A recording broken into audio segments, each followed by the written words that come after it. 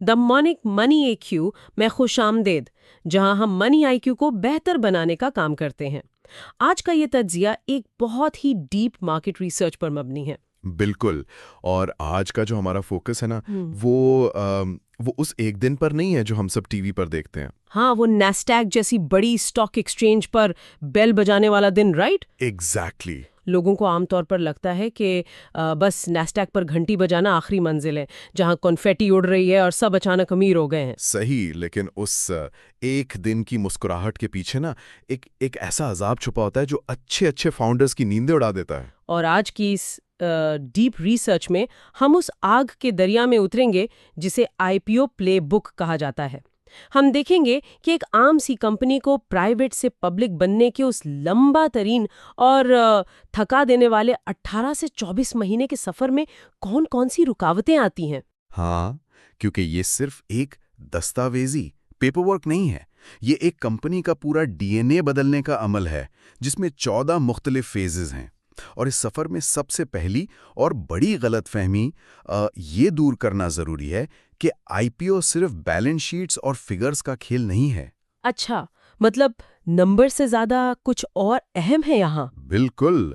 बज़ाहिर financial numbers अहम लगते हैं, लेकिन असल में बड़े इन्वेस्टर्स को नंबर से ज़्यादा एक बेहतरीन कहानी, एक वाज़ेह नैरेटिव चाहिए होता है। Oh wow! हाँ, अगर किसी कंपनी के करंट नंबर्स बहुत अच्छे हैं, लेकिन वो ये नहीं बता सकते कि वो मुस्तकबिल में बड़ी मार्केट को कैसे कैप्चर करेंगे, तो वो सफ़र शुरू होने से पहले ही नाकाम हो जाता है। सही, मतलब नंबर्स और कहानी दोनों का मजमुआ लाजमी है। लेकिन यहाँ दिमाग में सबसे पहला सवाल पैदा होता है कि आखिर एक चलती की कंपनी को अचानक पब्लिक जाने की सोचती क्यों है?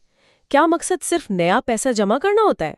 देखिए, नया सरमाया यानी कैपिटल जमा करना ज़रूर एक अहम हिस्सा है, लेकिन ये वाहिद वजह नहीं है। अक्सर जो अर्ली इन्वेस्टर्स होते हैं, जी। जैसे वेंचर कैपिटलिस्ट, जी। जिन्हें VC कहा जाता है, उन्हें कई सालों के बाद अपना लगाया हुआ पैसा और मुनाफा निकालने के लिए एक रास्ता चाहिए होता है। जिसे एग्जिट कहते हैं, राइट? एग्जैक्टली। एग्जिट। और इसके अलावा जब एक कंपनी पब्लिक होती है, जी। तो उसके शेयर्स दरअसल एक आज़ाद करेंसी की तरह बन जाते हैं।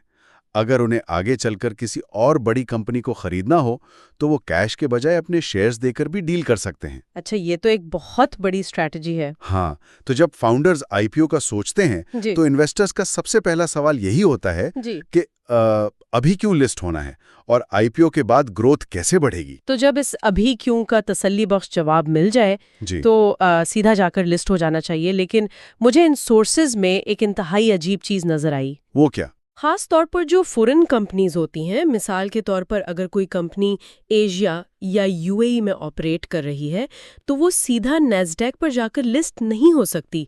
उन्हें पहले केमन आइलैंड्स या डेलावेयर में एक नई होल्डिंग कंपनी बनानी पड़ती है। ये इतना लंबा चक्कर क्यों काटा जाता है? ये चक्कर असल में दो इंतहाई अहम वजूहात के लिए काटा जाता है। एक टैक्स एफिशिएंसी और दूसरा इन्वेस्टर प्रोटेक्शन। सोचिए, एक इन्वेस्टर जो न्यूयॉर्क में बैठा है, वो किसी ऐसी इमर्जिंग मार्केट के कॉर्पोरेट कानून पर करोड़ों डॉलर का भरोसा क्यों करेगा? सही, जहां निज़ाम थोड़ा कमज़ोर या गैर मुस्तहकम हो सकता है। बिल्कुल। वो चाहता है कि उसकी सरमायाकारी उस लीगल जुरिस्डिक्शन में महफूज हो जहां लॉज बिल्कुल वाज़ेह हों।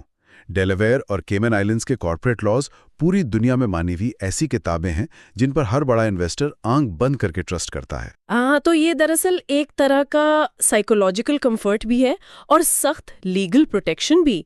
लेकिन एक चलती हुई असल बिजनेस करने वाली कंपनी को उठाकर उस नई होल्डिंग कंपनी के नीचे लाया कैसे जाता है? उसके लिए शेयर स्वैप अग्रीमेंट्स होते हैं।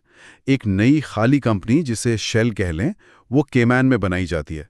फिर पुरानी ऑपरेटिंग कंपनी के मालिक और इन्वेस्टर्स अपने पुराने शेयर्स उस नई कंपनी को दे देते हैं और बदले में उस नई केमन कंपनी के शेयर्स ले लेते हैं। ओह, मतलब अब वो नई कंपनी असल बिजनेस की अकेली मालिक बन जाती है। एग्जैक्टली। और फिर उस नई कंपनी को नैस्डैक पर लिस्ट किया जाता है। और एक टिप ये है कि ये इतना पेचीदा कानूनी अमल है कि इसे IPO से कम 18 महीने पहले शुरू करना लाजमी होता है। बाप रे, मतलब ये तो बिल्कुल वैसा ही है जैसे आप अपने घर को किसी बहुत ही सख्त मिजाज मेहमान के आने से पहले बिल्कुल नया रूप दे रहे हो। हाँ, बिल्कुल। और इसके लिए एक पूरी फौज हायर करनी पड़ती है, जिसे IPO आर्मी कहते हैं। इस फेज 1 में 2 से 4 इन्वेस्टमेंट बैंक्स हायर किए जाते हैं, जिन्हें अंडरराइटर्स और बुक रनर्स कहा जाता है। अंडरराइटर्स, ये टर्मिनोलॉजीज थोड़ी मुश्किल है। अंडरराइटर्स वो बैंक्स होते हैं जो आईपीओ की कीमत तय करते हैं और शेयर्स मार्केट में बेचते हैं, राइट? सही पकड़ा। और इनके अलावा यूएस और लोकल लॉयर्स और बिग 4 ऑडिटर्स की ज़रूरत होती है जो PCOAB स्टैंडर्ड्स को मीट करते हों। ये सब मिलकर वो आर्मी बनाते हैं। तो जब ये फौज तैयार हो जाए तो अगला मरहला क्या होता है? मैं सोच रही थी कि अब तो बस मार्केटिंग का काम होगा। नहीं नहीं, जब टीम तैयार हो जाए तो सबसे मुश्किल मरहला शुरू होता है, कंपनी के अंदर का निज़ाम ठीक करना। क्योंकि पब्लिक कंपनीज भरोसे पर नहीं बल्कि सख्त कंट्रोल्स पर चलती हैं। इसे फेज 2 कहते हैं। सख्त कंट्रोल से आपका मतलब मालियाती तब्दीली है? हाँ, यूएस गैप या IFRS स्टैंडर्ड्स पर मुंतकिली, रेवेन्यू, लीज और डिफर्ड टैक्स वगैरह में एडजस्टमेंट्स करनी पड़ती हैं। ये दरअसल कंपनी के अंदर होने वाला सबसे बड़ा हार्ट ट्रांसप्लांट होता है। मैंने सुना है कि बेशतर आईपीओज सबसे पहले ऑडिट्स में ही फेल हो जाते हैं। लेकिन एक बात बताए, अगर एक कंपनी पहले से मुनाफा कमा रही है तो नए अकाउंटिंग स्टैंडर्ड्स पर आते ही उनका प्रॉफिट अचानक तब्दील क्यों हो जाता है? ये हकीकत के बिल्कुल खिलाफ लगता है। देखें, ऐसे सोचिए कि फर्ज करें एक सॉफ्टवेयर कंपनी ने किसी कस्टमर को 3 साल का लंबा सब्सक्रिप्शन पैकेज बेचा और कस्टमर ने पूरे 3.5 साल का पैसा आज ही एडवांस में दे दिया। अच्छा, ठीक है। पुराने आम अकाउंटिंग सिस्टम में फाउंडर शायद खुश होकर उस सारे पैसे को आज ही अपनी आमदनी यानी रेवेन्यू मान ले और मुनाफा दिखा दे। हाँ, ऑब्वियसली पैसा बैंक में आ गया तो मुनाफा ही है। लेकिन IFRS के सख्त रूल्स कहते हैं कि जब तक आपने पूरी सर्विस नहीं दे दी, आप उसे रेवेन्यू नहीं कह सकते। वो एडवांस पैसा डिफर्ड रेवेन्यू बन जाता है, यानी एक कर्ज जो अभी आपने उतारना है अपनी सर्विसेज देकर। ओह अच्छा, मतलब हकीकत वही है, पैसा वही है, बस गिनने और रिकॉर्ड करने का लेंस बदल गया। बिल्कुल। और इसी लेंस के साथ आते हैं इंटरनल कंट्रोल्स यानी SOX रेडीनेस, सार्बेन्स ऑक्सली कंप्लायंस। यहाँ फाइनेंशियल रिपोर्टिंग और IT कंट्रोल्स डॉक्यूमेंट किए जाते हैं। SOX मतलब वही सख्त कानून जो फाइनेंशियल फ्रॉड रोकने और इंटरनल कंट्रोल्स को मजबूत करने के लिए बनाया गया था, राइट? एग्जैक्टली। हर छोटी बड़ी ट्रांजैक्शन का रिकॉर्ड होना चाहिए कि किसने अप्रूव की और कब की। इसके बाद फेज 3 और 4 आते हैं जो गवर्नेंस और एलिजिबिलिटी के होते हैं। गवर्नेंस में क्या तब्दीली आती है? बोर्ड में इंडिपेंडेंट डायरेक्टर्स और ऑडिट या फाइनेंस एक्सपर्ट्स लाना जरूरी होता है। और नैस्डैक की लिस्टिंग के लिए शेयर की कीमत कम से कम $4 और पब्लिक फ्लोट $45 मिलियन होना लाजमी है। साथ ही 400 शेयर होल्डर्स का होना भी जरूरी है। पब्लिक फ्लोट मतलब वो शेयर्स जो आम खरीदारी के लिए मार्केट में दस्तयाब होंगे, फ्रीली ट्रेड होने के लिए। सही। तो जब कंपनी अंदर से बिल्कुल कानूनी तौर पर तैयार हो जाती है तो अगला कदम उस दस्तावेज को तैयार करना है जो इनकी किस्मत का फैसला करेगा। ये वो SEC वाला डॉक्यूमेंट है, फॉर्म F-1। हाँ, फेज 5 फॉर्म F1 दरअसल फॉरेन कंपनीज के लिए वो बुनियादी दस्तावेज है जो US अथॉरिटीज यानी SEC को सारी तफसील बताता है। ये आमतौर पर 300 से 400 सफ़हात पर मबनी एक इंतहाई तफसीली रजिस्ट्रेशन स्टेटमेंट होती है। 400 सफ़ात? बाप रे! और उससे भी बड़ी बात यह है कि इसमें 20 से 40 सफ़हात सिर्फ रिस्क फैक्टर्स पर होते हैं, जैसे करेंसी रिस्क हो गया, पॉलिटिकल रिस्क, सप्लाई चेन और की पर्सन रिस्क। लेकिन सच में एक बात बताएं, अपनी ही बुराइयां और खतरात खुद गिनाना, जैसे इन्वेस्टर्स को डरा कर भगाना चाहते हो, ये थोड़ा अजीब नहीं है? बज़ाहिर अजीब लगता है, लेकिन ये रिस्क फैक्टर्स दरअसल कंपनी को बाद में कानूनी मुकदमात यानी लॉसूट से बचाते हैं। अगर कल को कोई डिजास्टर आ जाए तो कंपनी कह सकती है कि हमने पहले ही बता दिया था। लीगल शील्ड की तरह। लेकिन इन खतरात में एक सिंगल की पर्सन रिस्क कैसे इतना अहम हो सकता है? देखिए, अक्सर टेक स्टार्टअप्स एक अकेले विजन वाले फाउंडर के गिर्द घूम रही होती हैं। अगर उस फाउंडर की अचानक मौत हो जाए या वो कंपनी छोड़ दे तो क्या कंपनी चल पाएगी? ओह, अगर उसके बगैर कंपनी तबाह हो सकती है तो आवाम को यह सच पता होना चाहिए कि उनका पैसा सिर्फ एक शख्स पर टिका हुआ है। Make sense. उसके बाद आता है फेज 6, जिसे SEC रिव्यू कहते हैं, और मेरे ख्याल से इसे ही स्ट्रेस पीरियड भी कहा जाता है, राइट? बिल्कुल। SEC वो 400 सफ़ात की कॉन्फिडेंशियल दस्तावेज चेक करती है और सख्त सवालात भेजती है। ये सिलसिला 3 से 5 बार बैक एंड फोर्थ चलता है। ये प्रोसेस तो बिल्कुल किसी यूनिवर्सिटी के उस मुश्किल प्रोफेसर के सामने थीसिस पेश करने जैसा है, जो हर बार आपकी फाइल निकाल कर कहता है कि भाई इसकी मजीद वजाहत करो। हाँ, बहुत अच्छी मिसाल है। और अगर आपकी वजाहत या डिस्क्लोजर कमज़ोर हो, तो IPO यहीं ख़त्म हो जाता है। उसके बाद फेज 7 और 8 में नैस्डैक की एप्लीकेशन होती है और दस्तावेज पब्लिक हो जाती है। और यहाँ से वो फेमस क्वाइट पीरियड शुरू होता है, जहाँ मैनेजमेंट कोई प्रमोशनल इंटरव्यू नहीं दे सकती। एग्जैक्टली, ताकि वो मार्केट में आर्टिफिशियल हाइप ना क्रिएट कर सकें। जो F1 दस्तावेज में लिखा है, सिर्फ वही हकीकत है। तो जब SEC के इस सख्त इम्तिहान से गुजर जाएं, तो अब वक्त आता है अपनी कहानी को दुनिया के सामने बेचने का। फेज 9 यानी IPO रोड शो। हाँ, ये 2 हफ्ते का ग्लोबल टूर होता है, जहां management, hedge funds, pension funds और म्यूचुअल फंड से मिलती है। ये किसी रॉक बैंड के वर्ल्ड टूर की तरह साउंड करता है। लेकिन यहाँ एक अजीब उलझन है। आम जिंदगी में तो हमेशा CEO ही स्टार होता है कंपनी का, पर इस IPO रोड शो में CFO यानी चीफ फाइनेंशियल ऑफिसर को क्यों सबसे ज्यादा सवालात के जवाब देने पड़ते हैं? इसकी वजह ये है कि इन्वेस्टर्स विजन से ज्यादा उस विजन के पीछे छुपी मालियाती हकीकत और नंबर्स को जानना चाहते हैं।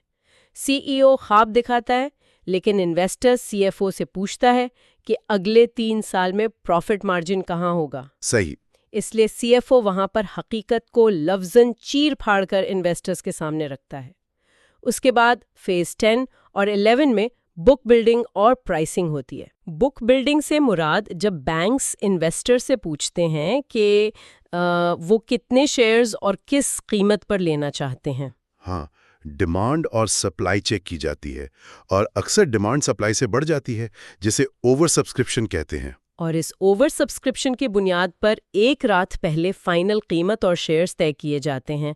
लेकिन यहाँ मार्केट के पहले दिन के क्रैश से बचने के लिए बैंक्स के पास एक ऑप्शन होता है, ग्रीन शू ऑप्शन। हाँ, ग्रीन शू ऑप्शन। ये टर्मिनोलॉजी थोड़ी कॉम्प्लेक्स है, आसान लफ्जों में समझाएंगे? आसान लफ्जों में ये समझें कि बैंक्स के पास कुछ इजाफी शेयर्स बेचने का लीगल ऑप्शन होता है। अगर ट्रेडिंग के पहले दिन शेयर की कीमत अचानक गिरने लगे, तो वो इन इजाफी शेयर्स को मार्केट से खरीद कर कीमत को मुस्तहकम यानी स्टेबलाइज कर सकते हैं। जबरदस्त तदबीर है। और फिर आता है फेज 12, IPO डे। आखिरी दिन नैस्डैक पर ऑर्डर्स कलेक्ट होते हैं, ओपनिंग प्राइस सेट होती है, कंपनी घंटी बजाती है और ट्रेडिंग शुरू होती है। बिल्कुल। अब यहाँ घंटी बज चुकी है, शेयर्स ट्रेड हो रहे हैं, तो क्या फाउंडर्स अगले ही दिन अपने शेयर्स बेचकर किसी आइलैंड पर शिफ्ट हो सकते हैं? बिल्कुल नहीं। यहाँ फेज 13 आता है, जिसे लॉकअप पीरियड कहते हैं। फाउंडर्स और इनसाइडर्स को अगले 180 डेज तक अपने शेयर्स बेचने की इजाजत नहीं होती। इसका भी वही मकसद होगा कि मार्केट में अचानक सप्लाई बढ़ने से स्टॉक क्रैश ना कर जाए। राइट। अगर सब एक साथ शेयर्स बेचेंगे तो आम लोगों का पैसा डूब जाएगा। और फिर आता है phase 14, life as a public company, जो कि आसान नहीं है। हर 3 महीने बाद अर्निंग्स रिलीज करना, सालाना रिपोर्ट यानी 20F देना और हर वक्त मीडिया और एनालिस्ट की नजरों में रहना। सही। और यहाँ बहुत सी इनसाइडर मिस्टेक्स भी होती हैं। सबसे बड़ी गलतियों में कमजोर गवर्नेंस शामिल है, जिससे SEC की तरफ से ताखीर होती है। और बिखरे हुए फाइनेंशियल से ऑडिट में देरी होती होगी। हाँ, और सबसे बड़ा मसला ओवर वैल्यूएशन का होता है, जिसकी वजह से शेयर की कीमत बाद में बुरी तरह गिरती है। मतलब IPO मुकम्मल होना कोई फिनिश लाइन नहीं है, बल्कि ये तो एक बिल्कुल नए और ज़्यादा मुश्किल काम की शुरुआत है, जो पूरे 18 से 24 महीने का थका देने वाला सफ़र है। बिल्कुल। और मैं यहाँ सुनने वालों के लिए एक सवाल छोड़ना चाहता हूँ। अगली बार जब आप किसी पब्लिक कंपनी के शेयर्स खरीदें, तो सोचें कि वो किस कदर मुश्किल 24 महीने के अजाब और SEC की स्क्रूटनी से गुजरकर वहां तक पहुंची हैं। क्या बात है। हाँ, क्या इस मालूमात के बाद आपका उन कंपनियों को देखने और उनकी स्टेबिलिटी को परखने का नजरिया बदल गया है? इस पर जरूर सोचें। ये वाकई एक गहरा ख्याल है। स्टॉक मार्केट को देखने का लेंस ही तब्दील हो जाता है।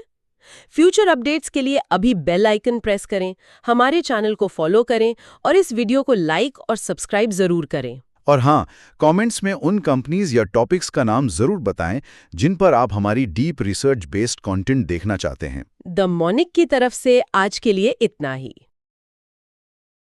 Like and subscribe.